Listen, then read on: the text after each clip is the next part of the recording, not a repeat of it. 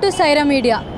సంగారెడ్డిలో ఉన్న ఈ హైవే పైకి వచ్చాము. ఇక్కడ శ్రీరామనవమి సందర్భంగా ఎన్నో బొమ్మలు తయారు చేస్తున్నారు. అక్కడ చూసారా శ్రీరాముడు, సీత అన్ని విగ్రహాలు తయారు చేశారు.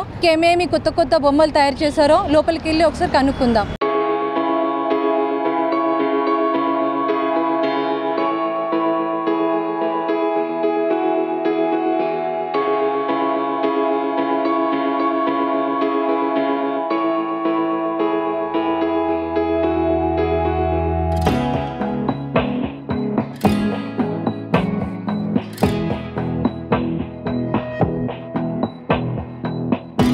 చూసారు కదా, ఇక్కడనే పెయింటింగ్ వేస్తున్నారు.